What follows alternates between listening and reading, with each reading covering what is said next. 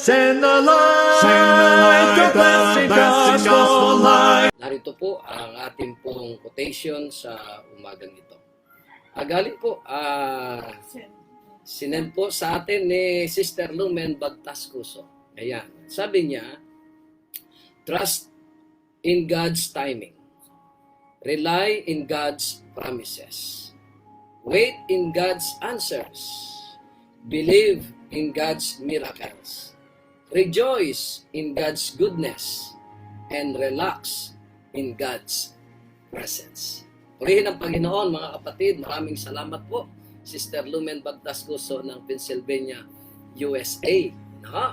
Sa umagang ito, mga kapatid, muli po tayong magkasama-sama upang ating pagsalusaluhan ang tinapay ng buhay na inihanda sa atin ng ating Panginoon.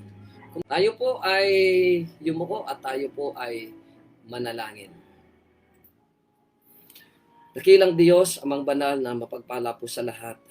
Kami nagpapasalamat, O Diyos, sa inyong mabiyayang pakikisama sa amin sa pagtulog namin sa gabing nagdaan. Ang aming mga kapatid, iba po ang kanila pong mga orasan sa oras na ito, subalit kasama po namin sila upang amin pong pagsalusaluhan ang tinapay ng buhay na inyo pong ipagkakaloob sa amin. Gabayan nawa po ang bawat isa sa amin ng iyong Santong Espiritu at maunawaan po namin ang inyo pong mga pangako, ang mga katotohanan, mga prinsipyo ang amin pong matututunan. Ito'y maging bahagi ng paglago naming espiritual at magkaroon kami ng matibay, buhay na relasyon sa aming Panginoon. Pagpatawad mo po, O Diyos, ang aming pagkukulang pagkakasala. Pagpalain mo po ang bawat tahanan na kung saan ay napapakinggan ang inyong pong mga salita. Sa oras na ito, ang iyong bendisyon, ikawad sa bawat sa amin, patawarin po kami at linisin nawa po kami sa lahat ng aming mga kasalanan pagkukulang. Ihanda po ang aming pong mga isipan, aming puso, upang tanggapin namin ang mana, espiritual na pagkain namin sa aming buhay. Maraming salamat po, Diyos, sa pagtanggap po ninyo sa aming panalangin, alang-alang po sa pangalan ng aming Panginoon Hesus. Amen. Alright, ang ating pong pag-aaralan sa umagang ito, mga kapatid, ay kasaysayan o karanasan, story, no? Ni David at ni Goliath. Kung first time po ninyong marinig ito, mga kapatid, maaaring sabihin ninyo ito ay parang alamat lang. Alamat. Kwento na parang hindi nagkaroon ng katotohanan o walang katotohanan o kathang isip lamang. Pero mga kapatid, ito po ay natala sa banal na kasulatan na isinulat ni Samuel sa kanyang sulat na 1 Samuel Kapitulo 17. Napakahaba po nito, mga kapatid, pero alang-alang po sa ating pong devotional, nais ko pong basahin natin, no? Bahagi po ng ating pong devotional ang pagbabasa ng salita ng ating Panginoon. Although, na ito po ay alam na po natin, huwag po tayong mag-presume. Huwag tayong mag-assume, na alam na natin ito. Ito po ay sa atin na nakakaalam, ito ay ma-refresh ang ating mga isipan. Doon sa mga kapatid natin na maaaring hindi pa masyadong alam ang kasaysayang ito, maaaring ito po, mga kapatid, ay magbigay sa ating lahat ng kalakasan at inspirasyon na harapin natin ang mga gulayat sa ating pong buhay. So, kung maaari po ay kung mayroon kayong Biblia, kung nakaupo po kayo o nakahigaman kayo, mga kapatid, I suggest na hawakan po natin ang ating Biblia o yung inyong cellphone na may mga Biblia na buksan natin sa 1 Samuel chapter 17. At babasahin po natin from verses 1 to 54. Medyo mahaba-haba po. But anyway, ang sabi ng akin, summarize mo na lang. Kaya lang ayaw ko po mag-summarize kapag ito pong salita ng Panginoon ay binabasa po natin. Okay? Naway gabayan tayo ng banal na espiritu. In verse 1, tinipon ng mga Pilisteo ang kanilang mga hukbo upang makipagdigma at sila'y nagtipon sa Soko na sakop ng Juda. Kita nyo, mga kapatid, na sinakop na ng Pilisteo ang lugar ng Juda at nagkampo sa pagitan ng Soko at Azeka sa Ephes Damim. Nagtipon-tipon sina Saul. Ganon din po ang Israel. Nagtipon-tipon sina Saul at ang mga Israelita at nagkampo sa libis ng Ela na humanay sa pakikipagdigma laban sa mga Filisteo. Tumayo ang mga Filisteo sa isang dako sa bundok at tumayo naman ang Israel sa kabilang bundok, sa bundok na may isang libis sa pagitan po nila. So, mountain to mountain, pagkatapos ang pagitan po nila ay isang libis. Yung baba ng mga bundok. Okay, lumabas mula sa kampo ng mga Filisteo ang isang pangunahing mandirigma na ang pangalan ay Goliath na taga-Gat, na ang taas ay 6 na siko at isang dangkal. Sa ating pong measurement, ito po ay umaabot ng more than 9 feet, mga kapatid. Kaya napakalaki po nitong lalaking ito, higanting ito. Ito yung pangunahing panglaban o sundalo. Inilalarawan po dito, siya mayroong isang helmet na tanso sa kanyang ulo at siya may sandata ng baluti sa katawan. At ang bigat ng baluti ay 5,000 siklong tanso. Siya mayroong kasuotang tanso sa kanyang mga hita at isang sibat na tanso na nakasakbat sa kanyang mga balikat. Ang puluhan ng kanyang sibat ay gaya ng panghabi ng manghahabi at ang dulo ng kanyang sibat ay isang may bigat na 600 siklong bakal. Ang kanyang sandata o ang kanyang tagadala ay ang kanyang tagaladala ng kanyang kalasag ay nauna sa kanya. Verse 8, siya'y tumayo at sumigaw sa mga hukbo ng Israel, bakit kayo lumabas upang humanay sa pakikipaglaban? Hindi ba kayo Pilisteo at kayo'y mga lingkod ni Saul? Pumili kayo ng isang lalaki mula sa inyo at pababain ninyo siya sa akin. Kung siya'y makakalaban sa akin at mapatay ako, ay magiging alipin ninyo kami. Ngunit kung ako'y manalo laban sa kanya at mapatay ko siya, maging alipin namin kayo at maglilingkod kayo sa amin. At sinabi ng Pilisteo, aking inahamon ang mga hukbo ng Israel sa araw na ito. Paharapin ninyo sa akin ang isang lalaki upang maglaban kami. Nang marinig ni Saul at buong Israel ang salitang ito ng Pilisteo, sila'y nanghina at lubhang natakot. Kita niyo mga kapatid, narinig pa lamang yung umuugong na salita nitong Goliath na ito ay lubha silang nanghina at natakot, mga kapatid. Alright. Si David nga ay anak ng isang Efreteo na Bethlehem, Judah, na ang pangalay Jesse, ay may 8 anak na lalaki. Nang panahon si Saul, ang lalaking ito ay napakatanda na. Ang 3 pinakamatandang anak ni Jesse ay sumunod kay Saul sa digmaan. Ang pangalan ng kanyang 3 anak na nagtungo sa pakikipagdigma ay si Eliab. Pagkatapos po, akala ni Samuel na ito ang magiging kapalit ni Haring Saul. Hindi po, mga kapatid. Ang sumunod ay si sumunod si Abinadab at ang pangatlo ay si Shammah.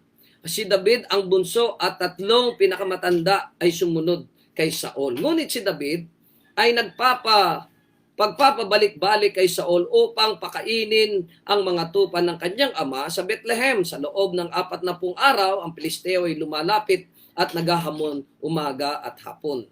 Sinabi ni Jesse kay David na kanyang anak, dalhin mo ang iyong mga kapatid, isang efang sinangag na trigo at 10 tinapay at dalhin mo agad sa iyong mga kapatid sa kampo.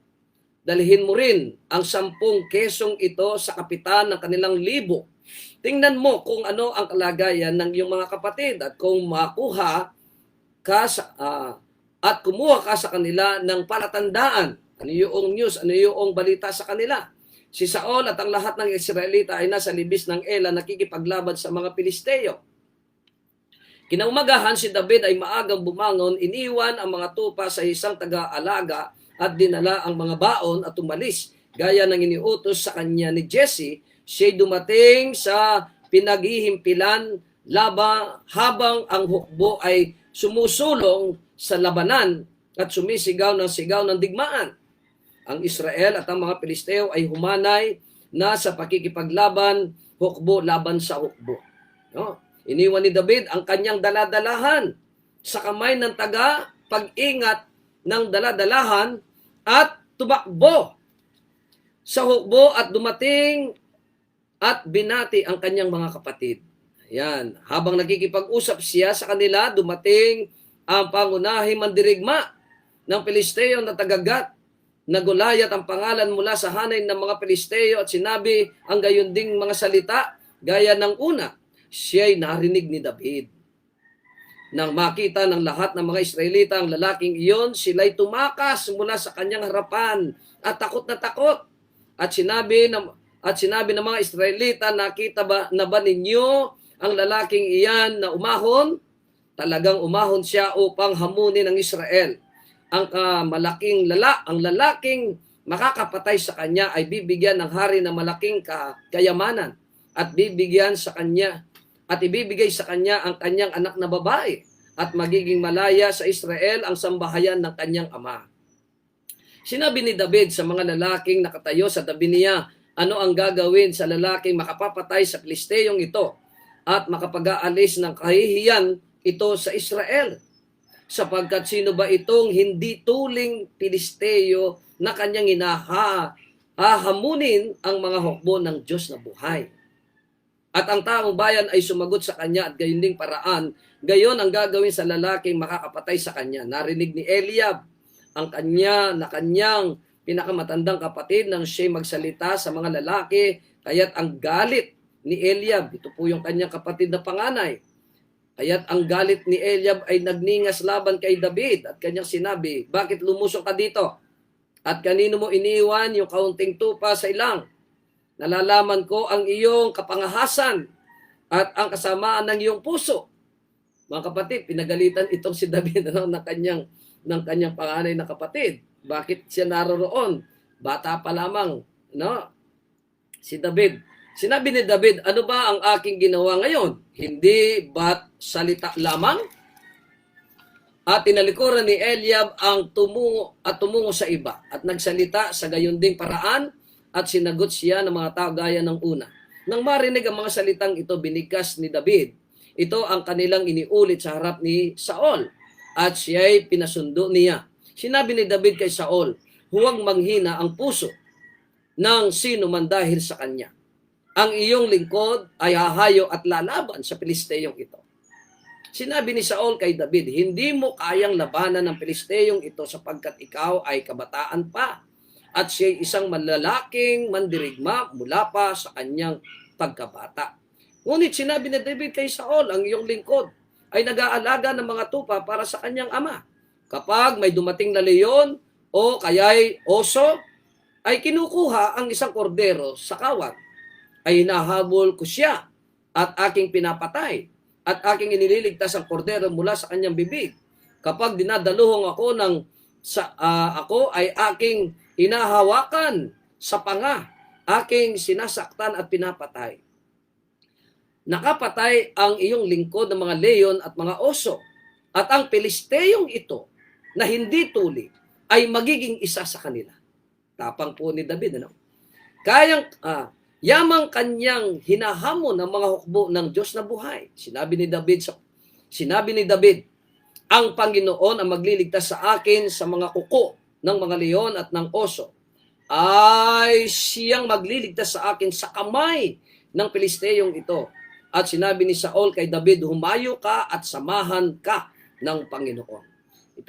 Ipinasuot ni Saul kay David ang kanyang mga kasuotan, kanyang inilagay ang isang helmet na tanso sa kanyang ulo at kanyang sinuotan siya ng metal na saplot sa katawan. Ibinigkis ni David ang taba at sa kanyang kasuotan at hindi niya magawang makalakad sapagkat siya'y sanay sa mga indo. Hindi siya sanay sa mga ito. Kaya't sinabi ni David kay Saul, hindi ako makakalakad sa nadala ang mga ito sapagkat hindi ako sanay sa mga ito. At hinubad ni David ang mga iyon. Pagkatapos hinawakan niya ang kanyang tungkod at sa kanyang kamay at pumili siya ng 5 makikinis na bato mula sa sapa at isinilid sa supot na pampastol na kanyang dala. Hawak niya ang tirador at sa kanyang kamay at siya'y lumapit sa Pilisteo. Wow! Dumating ang Pilisteo at lumapit kay David, nakasama ang lalaking tagadala ng kanyang kalasag na nasa unahan niya. Nang tumingin ang Pilisteo at nakita si David sa kanyang hinamak siya, sapagkat si kabataan pa, mapula ang pisngi at may magandang mukha. Sinabi ng Pilisteo kay David, ano ba ako? Ako ba ay aso at ikaw ay lumalapit sa akin na may mga tungkod? At nilait ng Pilisteo si David sa pamagitan ng kanyang mga Diyos. Sinabi ng Pilisteo kay David, halika at ibibigay ko ang iyong laman sa mga ibon sa iyong papawid at sa mga hayop sa parang. Pagkatapos ay sinabi ni David sa Pilisteo, lumapit ka. Lumalapit ka sa akin na may taba. Ito po yung ating susing talata, yung 44 and 45. Sinabi ng Pilisteo kay David, halika at ibibigay ko ang iyong laman sa mga ibon, sa iyong papawid, at sa mga hayop sa parang. Sumagot naman itong si David. Pagkatapos ay sinabi ni David sa Pilisteo, lumalapit ka sa akin na may taba, may maliit at malaking sibat. Ngunit, ako'y lumalapit sa iyo sa pangalan ng Panginoon ng mga hukbo, ang Diyos ng mga hukbo ng Israel na inyong hinahamak. At sa araw na ito ay ibibigay ka ng Panginoon sa aking kamay at ibubuwal kita at pupugutan ko ang ulo mo. Ibibigay ko ang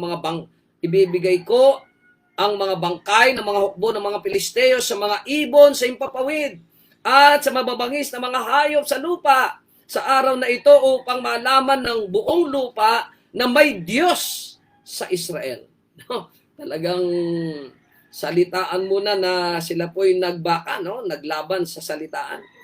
At upang malaman ng buong kapulungan ito na hindi nagliligtas ang Panginoon sa pamamagitan ng tabak o ng sibat.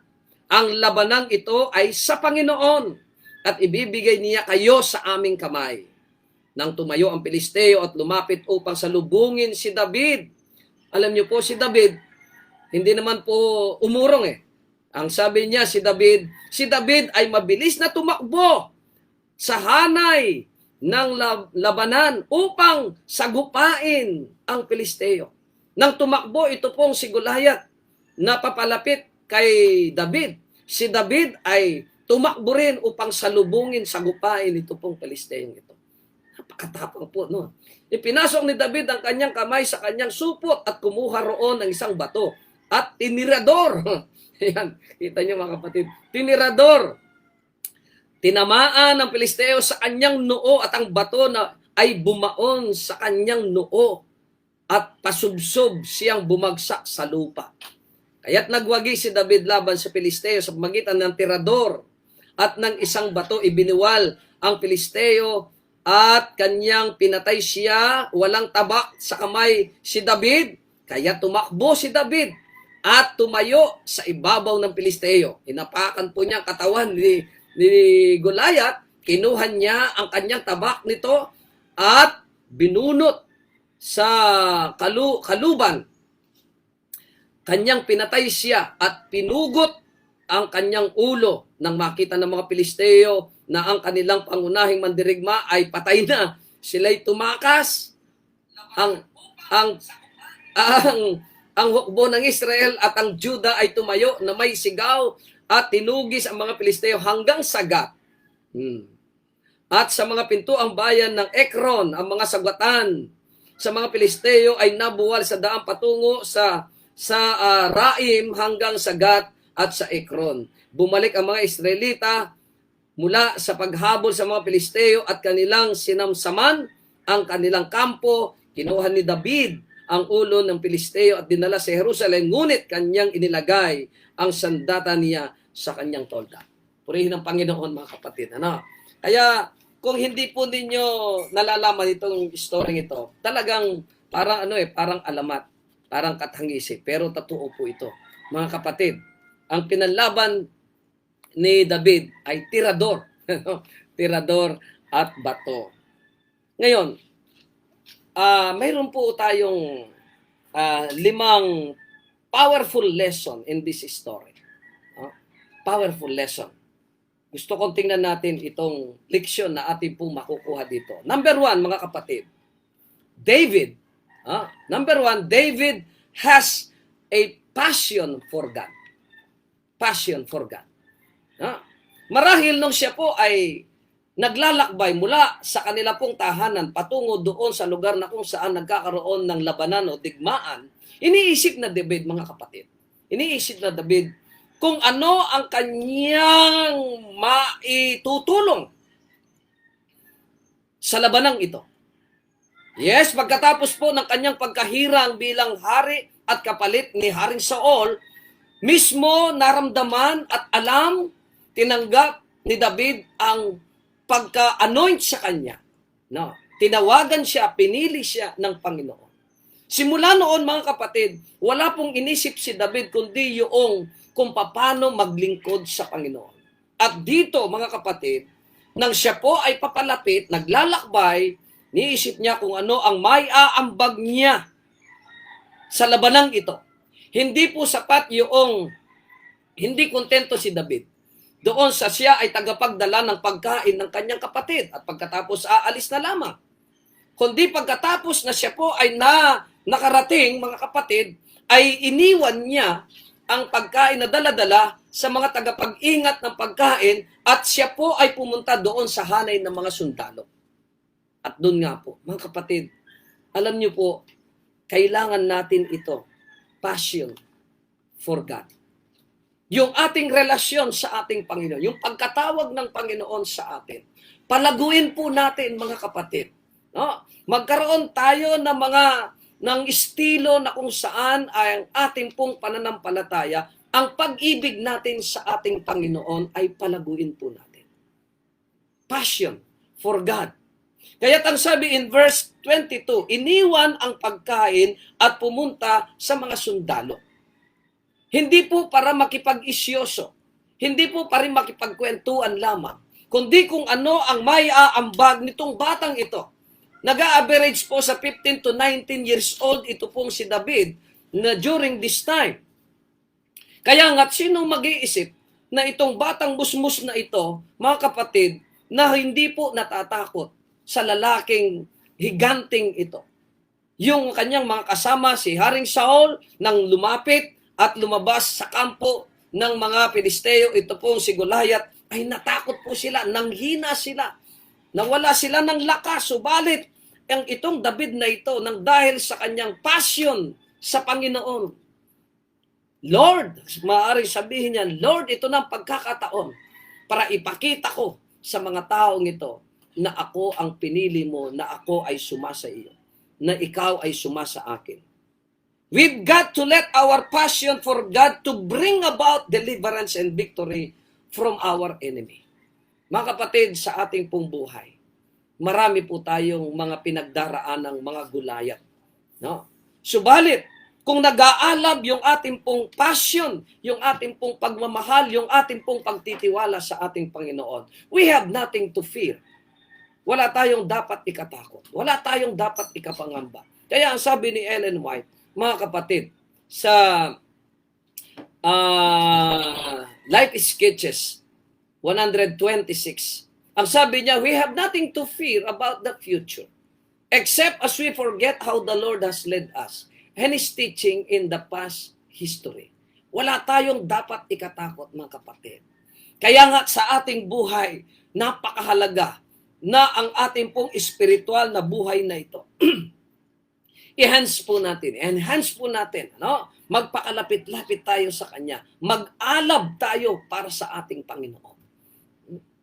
Nang tawagin siya ng ating Panginoon, mga kapatid, nang simulang yun, ang passion ni David ay yung maglingkod sa ating Panginoon. Number 2, mga kapatid, use not untested weapon. Huwag nating gamitin yung hindi po natin sanay na ginagamit. Anong ibig sabihin dito? In verse 39, mga kapatid, ang sabi dito, si David ay pinusuotan siya ng mga kagamitan. Di po ba? Siyempre, ang pagkaalam nitong mga kanyang mga kasama, lalo-lalo na si Haring David, si Haring Saul, ang pakikipaglaban ni David ay taba.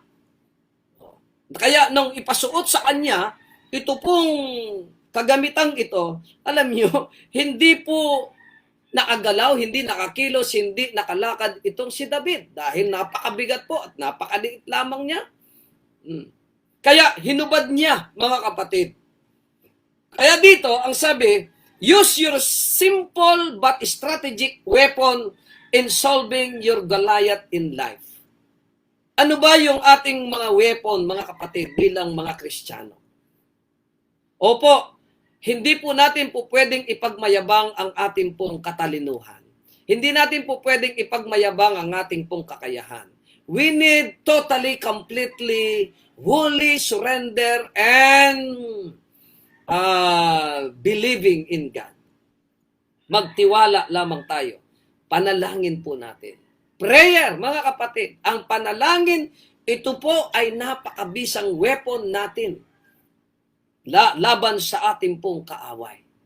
Ano man ang ating pong mga pinagdaraanan, mga kapatid. Yes, hindi pa po tayo natatapos sa tinatawag na pandemya. Actually, ay nagiging malala pa po. No? Yan po ang gulayat sa ating pong kapanahunan.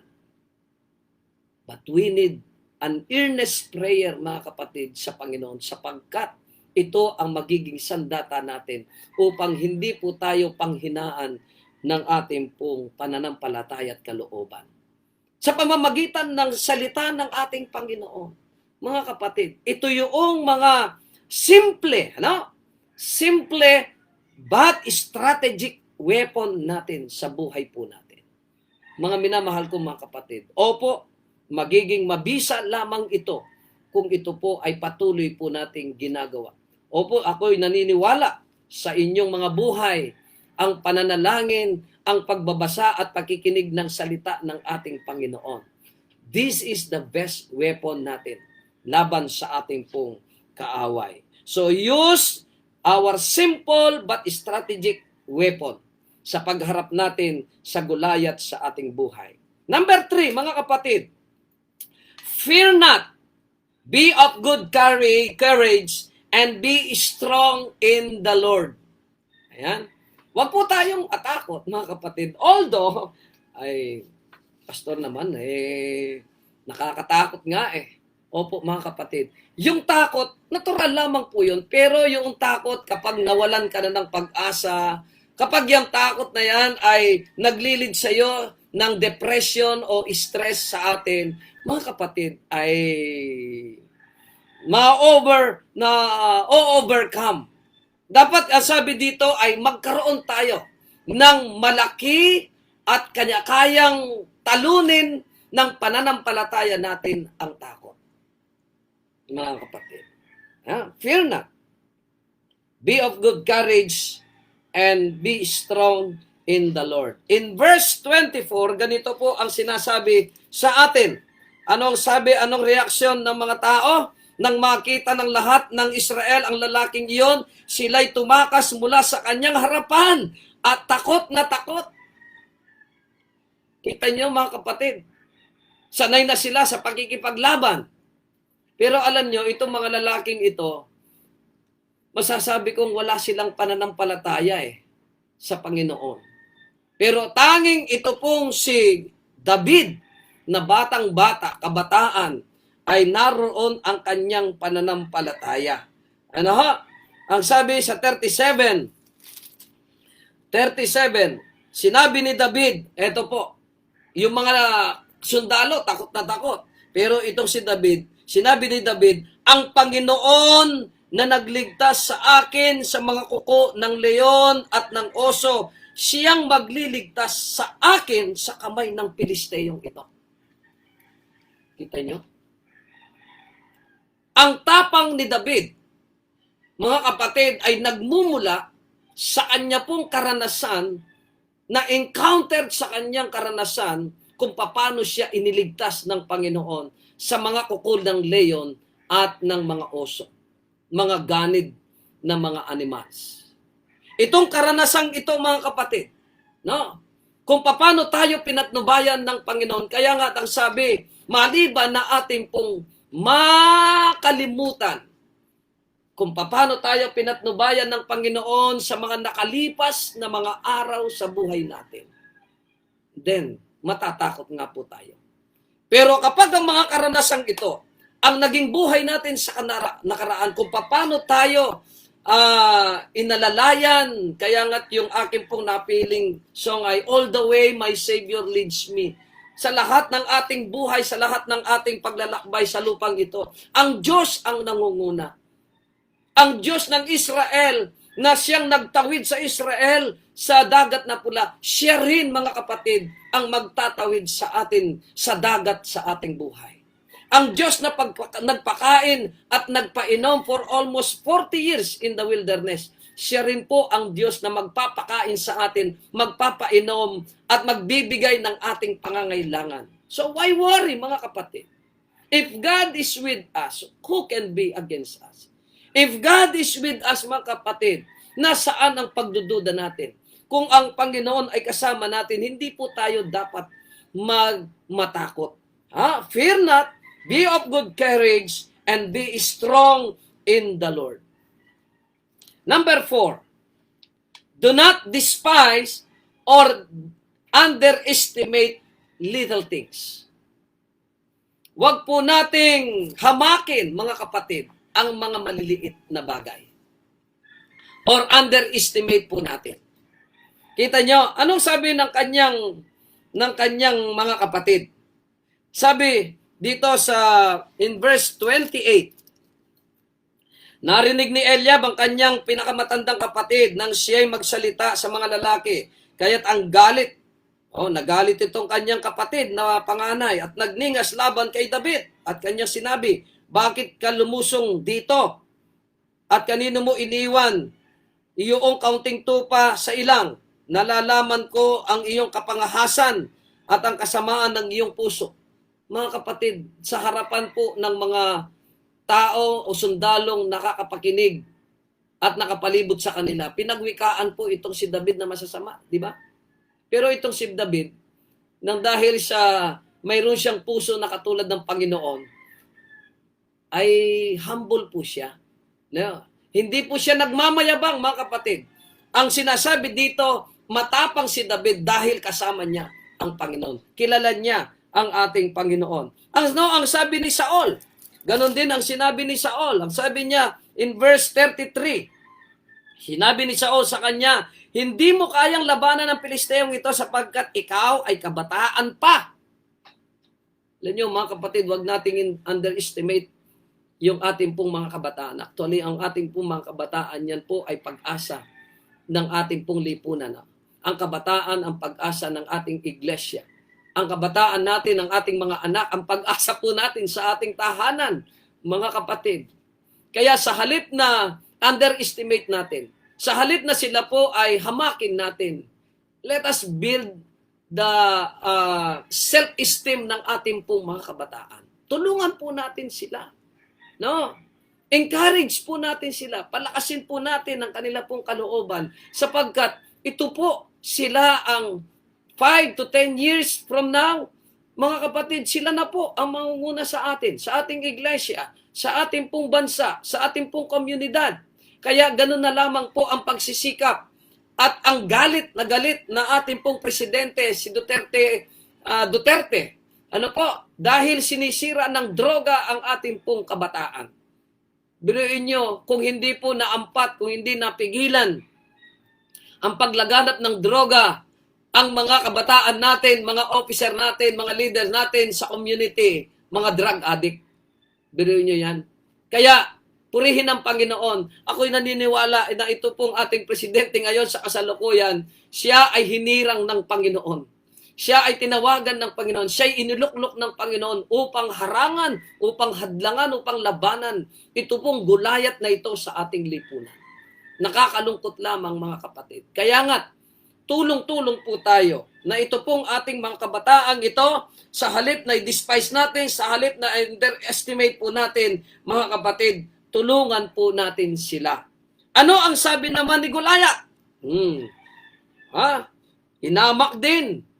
Binuli siya ni Goliath. Ang sabi po in verse 42, Nang tumingin ang Pilisteo at nakita si David, at kanyang hinamak siya sapagkat siya kabataan pa, mapula ang pisngi at magandang mukha. Di kaya nabakla itong si Goliath sa ganda ng lalaki nitong si David. Sinabi ng Pilisteo, ako ba ay aso na ikaw ay lalapit sa akin na may mga tungkod? At nilait ng Pilisteo si David sa pamamagitan ng kanyang mga Diyos. Oh, kita nyo, pati itong si kanyang kalaban. Wala pang tumatalo kay Goliath, mga kapatid. Kaya takot na takot yung mga sundalo ng Israel. Pero itong si David, hindi po siya natakot. Pero, ay sinabihan din siya. Sinabihan din siya ni David ng paghamak niya. Pagkatapos sinabi ni David sa Pilisteo, lumalapit ka sa akin na may taba, may maliit at malaking sibat. Ngunit ako'y lumalapit sa iyo sa pangalan ng Panginoon ng mga hukbo, ng Diyos ng mga hukbo ng Israel na iyong hinahamon. In the name of the Lord. Sa pangalan ng Panginoon. Mga kapatid, sa pangalan, in the name of Jesus, palayasin po natin. Gapiin natin. Talunin natin ang mga Goliath na ito sa ating buhay. Size doesn't matter. Yung pong laki, maliit man yan, wag po nating i-underestimate. Alam niyo po, ang nakakapuing sa tao ay yung maliit na bagay, hindi po malaki. Kapag napuing ka, at pagkatapos ay bumaon sa mata mo, baka yan po ang makakasira sa iyong mata. Huwag po nating underestimate. No one expected David to defeat Goliath because they underestimate him. But David did not underestimate himself. Rather, he has a lot of self-confidence. Meron po siyang self-confidence. Ito pong self-confidence niyang ito yung kanyang karanasan sa Panginoon. Maraming beses na siya ay may karanasan sa Panginoon. Number 5 and last, believe it's possible. In God, there is no impossible, but possible. Ang sabi nga sa kasabihan ay, man's impossibility, God's opportunity. Ang mga imposibleng mga bagay, opo, ipinapahintulot ng Panginoon ang mga imposibleng mga bagay na nararanasan natin, na pinagdaraanan natin, mga problema natin, imposible nang magkaroon ng solusyon. But if you believe, if you have faith, if you have passion, if you do not fear, but be of good courage, and be strong in the Lord. Anuman ang Goliath na ito sa buhay natin, mga kapatid ko, we can win the battle. Ating pumapagwagian sa tulong ng Panginoon. Sa pangalan ng sabi ni David, sa pangalan ng Panginoon ng mga hukbo. Kaya nga po, ng kanya pong lapitan, ito pong si Goliath, simpleng bato at simpleng tirador. Ito po, sa pamamagitan ng banal na Espiritu, ay kanyang ginabayan itong batong ito at tumama sa ulo, sa noo, at bumaon ang bato. Mga kapatid, ganyan po kakapangyarihan ang Panginoon. Wala pong limit ang kapangyarihan ng Panginoon upang ating pong mapanagumpayan ang lahat ng problemang ito sa ating buhay. Mga kapatid, ang tanong ko po sa inyo sa umagang ito, tanungin ninyo ang inyong sarili. Ano ba yung Goliath sa aking buhay? Maaring ito po ay tungkol sa financial. Maaring ito po ay tungkol sa inyong kalusugan. Maaring ito po ay tungkol sa ating pong kasalanan. Maaring ito po ay tungkol sa ating pong relasyon sa family. Maaring ito po ay tungkol sa ating pong pinapasukan trabaho. Maaring ito po ay tungkol sa COVID-19 o yung kasalatan sa buhay or anything, mga kapatid, na nagbibigay takot sa atin. These are the Goliaths in our lives. But we have a big God, mga kapatid. Remember this. We have a big God. There is no mountain too tall. There is no problem too big that God cannot solve it. Magtiwala lamang tayo sa Kanya. Even kahit sa libis ng kamatayan, ganun din ang sinabi ni Haring David. Kahit sa libis ng kamatayan, though I walk through the valley of the shadow of death, I will fear no evil. Kung tayo ay pahintulutan ng Panginoon na mamamatay tayo, wag po tayong matakot sapagkat kung mamamatay tayo sa kamay ng Panginoon, meron tayong assurance kung paano ang Panginoon ay nabuhay na maguli. Yes, ang kanyang lingkod ay muli niyang bubuhayin. God has a wonderful promise to everyone. He will always be our guide. He will always be our light. In life struggles, challenges, and trials that comes our way, we will never forsake us. So will you invite His presence to be with you today. Opo mga kapatid, hindi niya po tayo iiwan. Inyo bang anyayahan ng Panginoon sa umagang ito, sa oras na ito, na papasukin natin siya, ang kanyang presensya, through the presence of the Holy Spirit sa buhay po natin. Mga kapatid, God is very willing to help us. God is very willing to dwell in our hearts, mga kapatid, upang mawala po ang lahat ng mga takot na ito, ang lahat ng depression, ang lahat ng stress na ito, at mamuhay tayong panatag in the midst of trials, in the midst of troubles, in the midst of perplexities, in the midst of troubles in our lives, mga kapatid. Kasama natin ang ating Panginoon.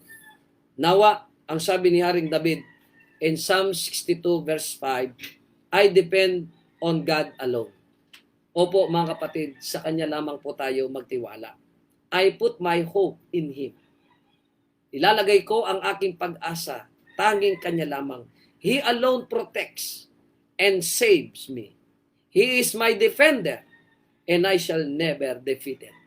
Oh mga kapatid ko, nawa ito rin po ang maaaring sabihin natin sa umagang ito. I depend on God alone. I put my hope in Him. He alone protects and saves me.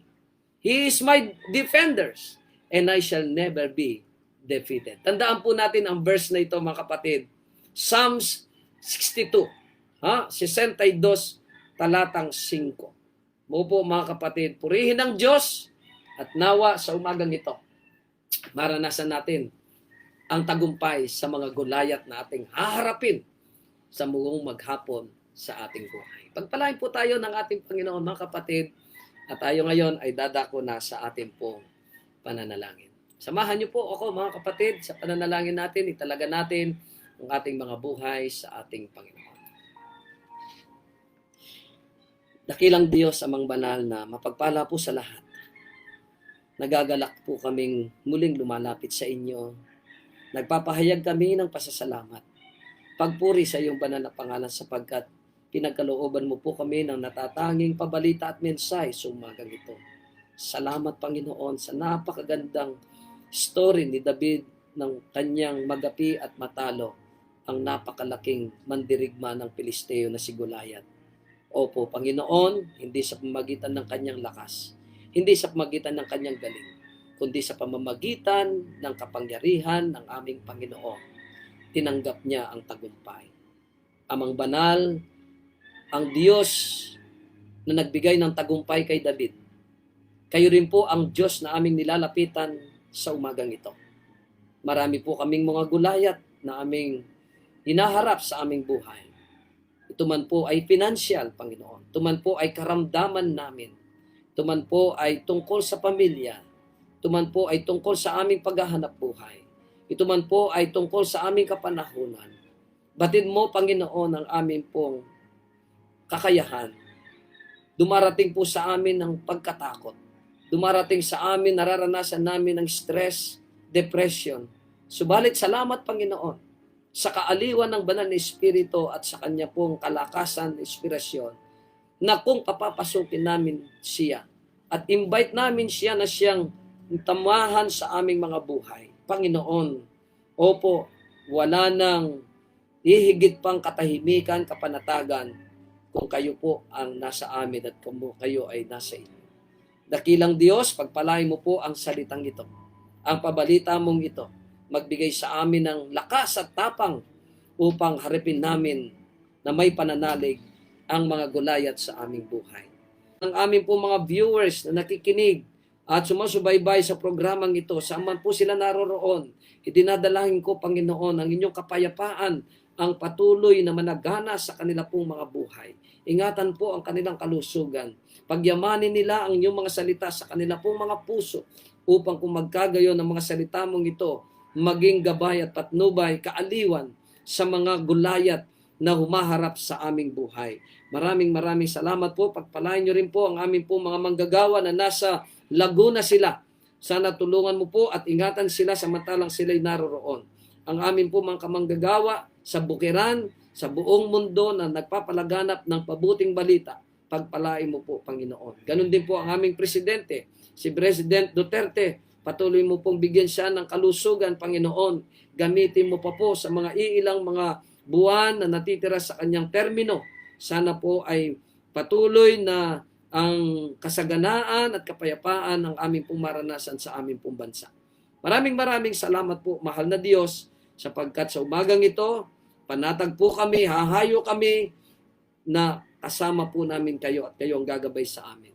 Maraming salamat po sa walang sawang pagtanggap ninyo sa aming mga panalangin at pagtatalaga ng aming mga buhay sa iyo.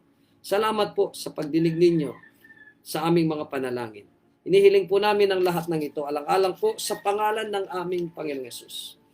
Amen.